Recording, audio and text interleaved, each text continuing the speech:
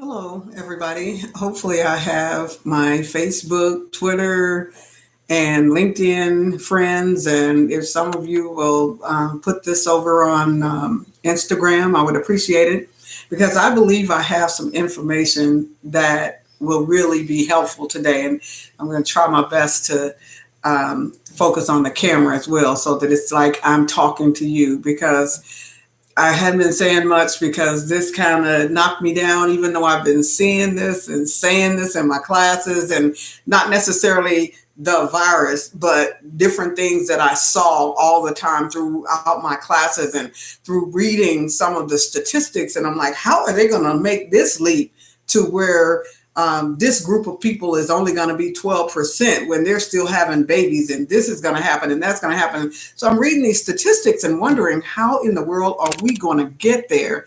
And so I didn't understand, but I knew changes were bound to happen, and changes have always happened. This is nothing new, but it just kind of threw me for a loop when I actually saw it happening myself, because about every 10 years we have some event, and I call it an event because it seems like there's always something. But anyway, there's always something happening. It's not that I'm not taking the COVID-19 seriously. I am. It's a real thing, no matter where it came from. It is a real thing. And apparently it is taking some people out. So we want to definitely be careful. We want to stay home. We want to abide by the laws of the land. That's what the Bible tells us to do. So we definitely want to do that. But I want to give you some smart planning in the economic, in any economic climate. Smart planning tips for any economic climate is what I want to give you. And so I'm going to go ahead and get started because I don't intend to be on here long tonight.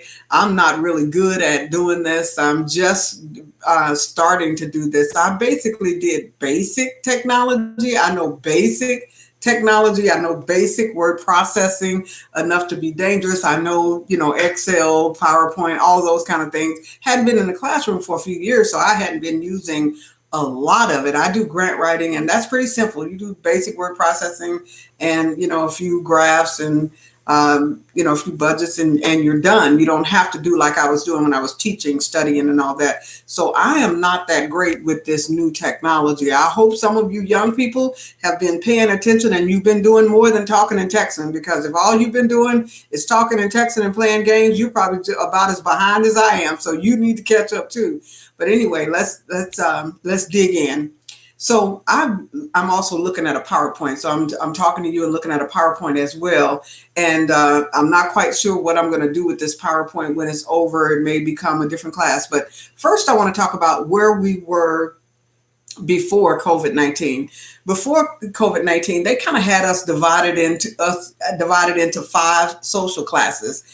They had the upper class, which they say is upper 1%, but actually it's not quite the 1%, because the 1% at the top is earning a lot more than $500,000. But this one graph that I showed that 500,000 or more, and it talked about heirs and celebrities and top corporate executives earning 500,000 plus. They are usually able to get an elite education. They have those things in common. That would be considered the upper class. Now, I'd say there's another upper class above them, but anyway, the $500,000 earners plus is what they consider upper class. And then we have the upper middle class, and those people earn about 100,000 plus. That's about 15% of America, they say. Those are managers, professionals. They're supposedly highly educated college graduates with degrees, supposedly. Those are those $100,000 earners.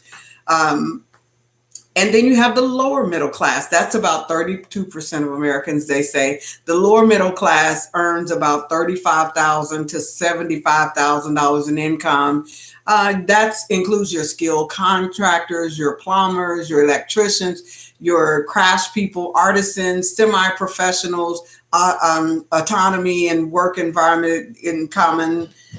Some college maybe, or trade schools, secondary education likely. That's who those people are. Then you got your working class. They're That's 32% of Americans is what they say. That's your clerical workers, your blue and pink collar workers. Job security is often a problem for these people, just like we just experienced. 16,000 to 30,000 is their income, and they basically have a high school education. Then we have what they call the lower class. The lower class, 20%, usually poorly paid positions. This is what they say. Now, this is pre-COVID-19. Poorly paid positions, and they rely on government assistance in most cases, and some have a high school education. That's what they say. And then they had another way of categorizing us. We have been categorized like cattle, it seems sometimes, and but anyway, people are categorized. They do that, or judges, whatever you want to say. And we are basically in geographic locations, and different geographic locations have different needs and wants. The rural areas spend their money one way. Suburban areas spend their money another way. The north, the south, the east, the west. It just depends on where you are. Everybody does not spend their money the same way. And then you have the different income levels that I just gave you. We're talking pre-COVID-19 right now, and then we'll get into how do you plan in any economic climate. But one way to plan is to make sure that you have enough information. I tell you, I've been preaching this stuff for 20 years, even when I was on KPRT and KGGN. I think I was on KGGN about 20 years. And then before that, KPRT, and after that, KPRT. And now just on my own when I can get in and do these different broadcasts. So another thing before COVID-19, they even had us pegged as far as our habits and how we spend. And I want you to understand this, because now we're in post COVID-19, or not really post, we're mid COVID-19, because we still have that.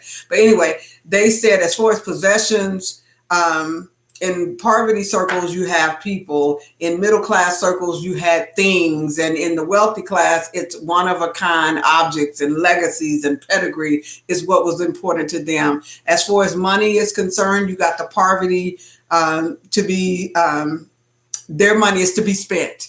For the middle class, your money is to be managed. For the wealthy, it's to be conserved and invested. Now, that's how the wealthy think.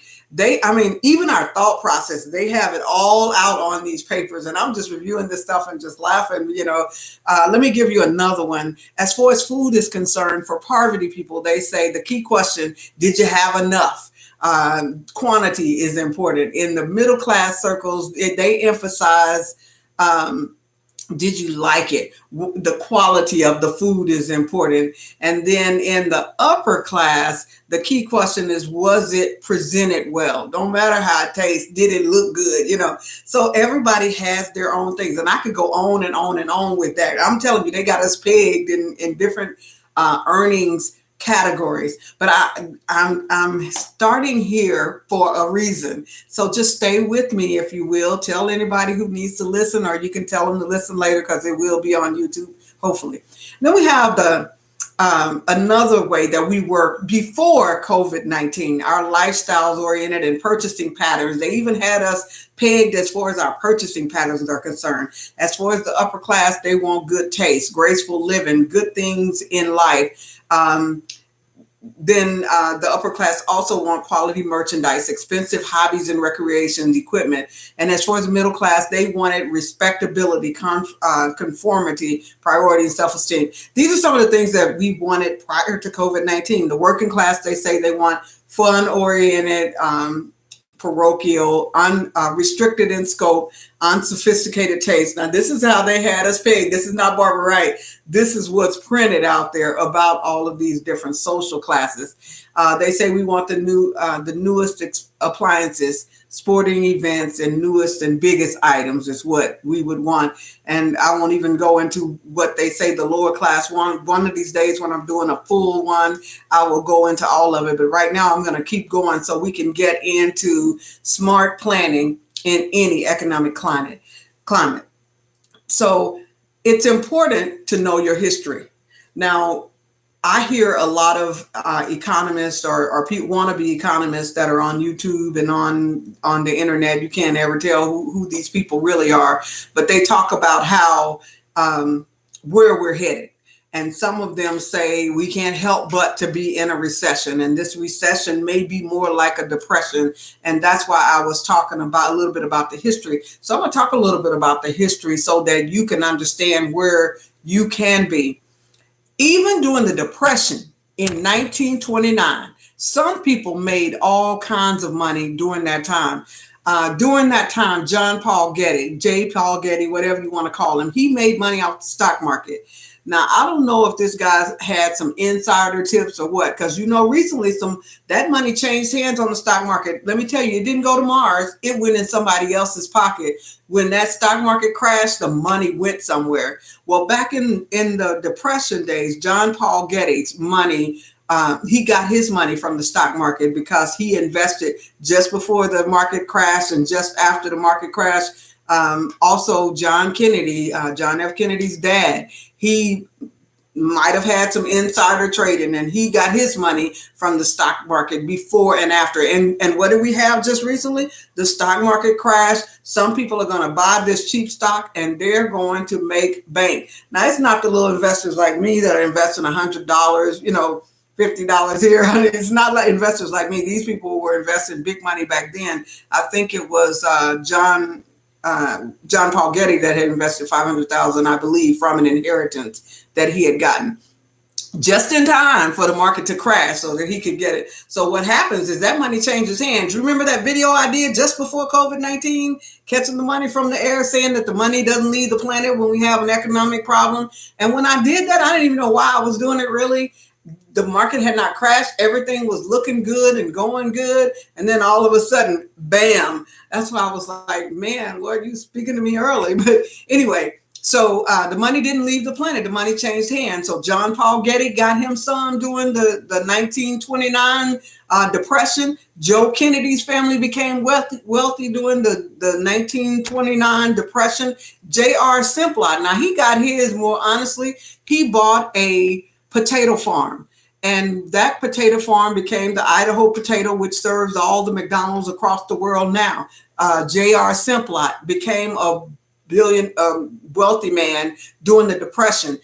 Odie and Ruth McKee also became millionaires during the Depression. How did she do it? Selling 5-cent cakes. She was selling 5-cent cakes. So I have heard Steve Harvey on many occasions saying, if you fry good chicken, fry your chicken. Now, I know right now we are on a stay-at-home order and you can't do anything. But the purpose of this is to encourage you that no matter what the economic climate, you can be planning. And I'm going to give you some things in a minute to help you in thinking along the lines of Odie and Ruth McKee, who developed the Little Debbie cakes that you can still buy in the store. And and their family still sells them affordably, because at that time she sold them for only 5 cents each. Well, they're still being sold affordably now, the Little Debbie cakes. And that was started during the Depression. So, and a whole lot of people made millions of dollars during the Depression that would probably be billions of dollars in our day. Can't think of this one dancer and singer. A lot of entertainers made money during the Depression. So I'm not saying that we're going to go into depression. I'm just saying I'm hearing a lot of economists say things like that it's inevitable. The longer we stay closed, the longer our businesses stay closed, the worse this can be. So how are you going to plan for this? Because some of you don't have no rich uncle. Some of you don't have any friends in the stock market. Some of you don't that are in politics or anywhere that's going to pass you some early information so that you know how to invest, because you can jump in and invest, and all of these people with all of this information prior to the stock coming out could end up taking all of your money, because I see it happen almost every day. They call it looking at patterns or whatever, but it looks funny to me, but I'm not going to even go into that. So how do you discover your niche? I talked a little bit about Steve Harvey, how Steve Harvey says if you're the best chicken fryer, fry your chicken. If you can work on cars, things right now, I've been telling you, use these hands, because all of us have gifts and we have talents. And I believe that that stuff has to come from God, because I've been writing since I was knee high to a bumblebee. Never did I think I'd be earning my living grant writing or writing at all. But I've been doing that since I was young, writing and rhyming, writing raps. I always say this, writing raps and rhyming and all of these different types of things. I've been doing this forever, and it's just in me, and I enjoy it. It's something that I truly do enjoy. So whatever your talent is, whatever your niche is, especially those ones that you would do in your sleep, or you would do if you had all the money in the world, you'd still want to do that thing. Those are the things that you should look at. If you've lost your job, if you don't even know that you're going to have a job to go back to, because I'm telling you, a lot of us don't know if we will have a job to go back to. So this is that time to start thinking about how to discover your niche. Your niche is usually something that you enjoy. Your niche is usually something that you are good at or that you're willing to learn. You feel like you would be good at it. It's something that you enjoy watching other people do. You read about it. You think about it. You've got books in your house about it. You watch it on TV. You're faithful to it. Not just like me. I love The Office. I don't know why I love The Office so well. That is such a crazy show, but I love that show. You have things that you love, and this is something that can be created into some earnings. So you want to figure out what those things are. You want something that people need or want. Whatever it is, it has to be, especially if we do go into any type of recession or if there's any type of depression, you want to be able to provide needs and wants. Charles Koch, who's one of the richest people in America, he's up there with the top 15. To me, that's the top 1%. He's up there with them. If he was telling us in a little summer workshop that I was in with him that you solve problems for profit, or I say nonprofit, for those of you who are nonprofits, because I know I have a big following of nonprofits and a big following of for-profit organizations. So for my for-profits, you solve problems for profits. For my nonprofits, you solve problems to help the community. So that's, if you can figure out the needs and wants of people, then that will help you in knowing how to find a niche. And they even have that divided, our needs and wants divided into 5 different categories. Self-actualization is one. Now, those of you who are familiar with psychology, you know exactly what I'm talking about. And when that's the top of the chart. So I'm going to start at the bottom. Physiological needs. What are our physiological needs? What physiological need can you supply for people during this recession, depression, or whatever it is that we have? And I know some of you say, well, God's going to take care of me and I don't have to worry about this. But you know what? He told us to occupy till he comes. So we have to find ways to work. I was reading a study about 2030 and 2050, what would be happening in 2030 to 2050. And what they say would be happening no matter what's going on from now up until that time. We're going to be finding ourselves working. They're even saying that in the future, the retirement that we enjoy nowadays, when you turn 65, 67, whatever your year is, 70, that's not necessarily going to be the case, because the job market is going to turn around. And I definitely see that, but that's another video. I'm not going to fool with that for this video, but I definitely see a reboot, and I see things being done differently. And they're saying we have 3.5 million people out of work right now. They're giving this little handout, to try to tide people over. Thank God for that, to tide people over until, they're able to get back out and work on their own. But what if during this time, they don't put people back to work like they did before? Some of them may go ahead and put people back to work because that money that they're going to get from that federal government money, they have to put people back to work in order to not pay it back. But what if they decide to buy robots and to use some of the AI and the ANI and the ASI? And if you don't know what those are, look it up. It's a real thing. What if they decide to use some of those technologies instead of replacing all the people that they had. Then you've got to figure out what your niche is, because I've never seen the righteous forsaken nor seed begging bread. But you can't sit around and cross your arms and say, I'm just going to wait on God to take care of me. No. Remember the story about the one who had the 1 talent and the 5 talent, the 1 talent, 2 talent, 5 talents. They had to cultivate that and grow that. So I want you to take whatever skills you have and grow that. So now let's go back to, what is it that people need and want? Finding that niche of things that you may be able to supply.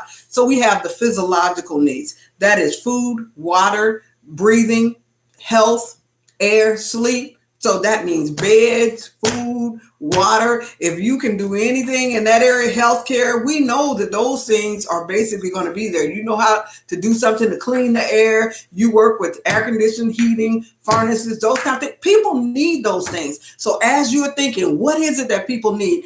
Think about those, the food, the water, the air, the physiological needs that people have, and safety needs. People have safety needs. So these are the lower parts of that pyramid, but these are things that people are going to need no matter what happens, whether it's a depression, whether it's a recession, whether we're in booming times. These are things that people need. Security of your body, your employment, your resources, your morality, your family, your property, your health.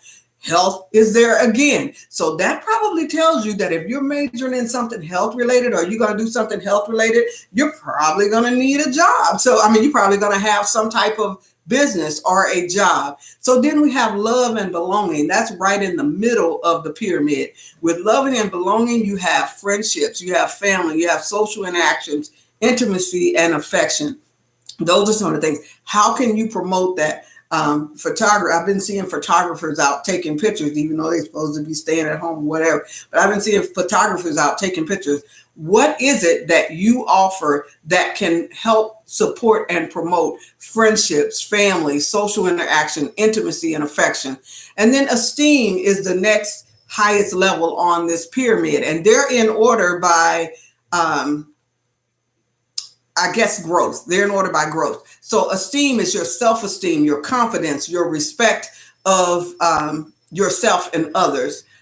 So that's the 4th level on the pyramid. And then the 5th level on that pyramid is self-actualization. And that is talking about your passions, your creativity, your morality, and your problem-solving ability. Now, those people are going to be at the top of the pyramid. Now, if you are an IT person and you can get into the minds of these computers and make them do what they do, make them do what you want them to do, then you don't have any worries. In fact, some of the literature that I'm reading about those kind of people, they're saying that those kind of people are going to not have any worries, because people are going to be fighting over talented people like that as if they're ball players, as if they're professionals in some area like that. So if you are an IT person, you know how to build websites, you know how to do all that. And I know how to do that stuff. I know just enough to be dangerous, built my own, CertifiedDreamBuilder.com, which I want you to go to. Check me out, CertifiedDreamBuilder.com. I want you to go to my YouTube channel, which is also Certified Dream Builder, Barbara Babbi Wright. You can get me there. Go and check out some of the free resources that I have on my website. Check out some of the other videos that I have on YouTube. Listen to those videos, because every time I get a chance, I try to make a video and share some free information with you. Now, if you want to meet with me one-on-one, you can, but you have to go to my website and schedule appointments. No need in calling me, asking me them 1,500 questions, because eventually I'm going to tell you I've answered all the questions I'm going to answer. If you want to talk to me, schedule an appointment. The appointments are very reasonable. They are reasonable, so schedule an appointment. And I don't try to talk to you without doing research and making sure that when I come to you, I've done everything that I can do to try to bring you a wealth of information to make sure that I can help you. But anyway, I'm hoping that this has been helpful to you. I'm going to do a little bit of recap. This was smart planning in any economic climate. I talked a little bit about how they have us categorized in 5 different incomes. And basically, they plan how they're going to market to us. They plan based on our geographic location, based on our income, based on whether or not, now I say they, and I'm talking about businesses. And if you're in business, you have to do the same thing. This is not something that's unheard of. If you're in business, you have to do the same thing. You have to make sure that you know who your target market is, who you're going after, and you do the best job that you can to try to provide the best services that you can. So you have to know what your people want. So I was telling you that they do characterize us and they know exactly where we are. Now, what I do have a problem with is when people use you and they know that they have insider trading information, and you are down here middle class, whichever one of them classes you are, and you're taking your hard-earned money and investing and thinking that you're all on the same page. Now, I have a problem when they're doing insider trading. I do have a problem with that, because then that's called stealing. Now, I can't remember the guy in the Depression days who made all of this money, but he made his money by robbing the banks. I'll have to think of it next time. I can't think of his name right now, but he made all of his money by robbing banks. So, and these people, they have on their ties and suits, and some of them are robbing us by insider trading, and that's definitely robbery. I don't like that. But when you are actually earning money because you learned your clientele, you studied, you provided them the best chicken, you provided the best cake, you got up early in the morning and you provided, or you came up with some niche and you was able to sell your franchise and you made money. I want you to make all the money you can, because you did the work for that. But for those people who are stealing money and being unfair, those people I'm not happy about.